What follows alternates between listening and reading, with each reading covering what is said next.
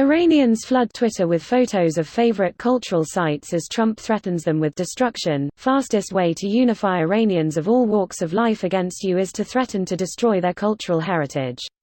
Here's a summary of the article. Ordinary Iranians on Saturday responded to U.S. President Donald Trump's monstrous threat to strike sites important to Iran and the Iranian culture with an outpouring of photos highlighting their favorite mosques, museums, monuments, and other stunning architecture. Iranian cultural sites aren't only aesthetically or inspiring or visually pleasing, these sites are home to thought, dialogue, and life. Nida Monim. Fastest way to unify Iranians of all walks of life against you is to threaten to destroy their cultural heritage. Trump did both this week. Iranian cultural sites. Let's tweet storm our favorite Iranian cultural sites. Here's my paternal hometown Kashan. As a teenager visiting these two sites in #Iran truly moved me. Iranian cultural sites aren't only aesthetically or inspiring or visually pleasing, these sites are home to thought, dialogue, and life, said writer Nida Monim. Precisely why a strike on a cultural site goes far beyond, and does not merely translate into, the demolition of a man-made structure. This post received a score of 38,638, with an upvote ratio of 86%. Here are the top comments in response to this article. Isn't destroying cultural sites declared as UN heritage sites a war crime? Yes it is. Does he know that? No, he doesn't. Does he even care to know that? Even less.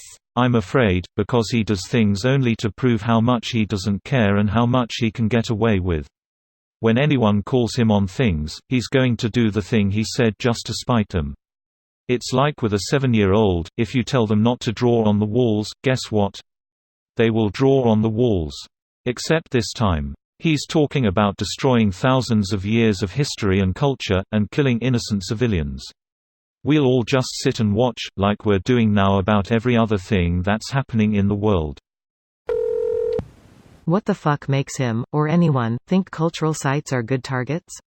Same reason, he wants to kill women and children. The cruelty is the point. This is grade school bully level of cruelty. Destroying any cultural sites would do absolutely nothing to satisfy any political or military objectives, but would most certainly unite the Muslim world even more fervently against the U.S. Greater than would most certainly unite the Muslim world even more fervently against the U.S. This is the idea. It gives the Republican base something to point at for the next 2 decades. 9/11 is wearing a bit thin, after all. This is why we should just directly target the American kids with a false flag so they have something to remember for their lifetimes. Cut out the foreign middlemen. Why outsource when you can do it yourself for cheaper? Come on people, this is why toilet seats cost the government $300. Because the religious right, think Pompeo, thinks this is the end times and are actively trying to start a holy war with Islam. They think if they do so Jesus will come back down on a winged horse and they'll ascend to heaven as God's anointed ones. This isn't an exaggeration, to anyone wondering.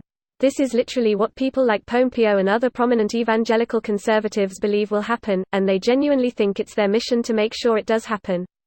A non-insignificant portion of the U.S. government earnestly wants the world to end. We are led by a doomsday cult. Jesus.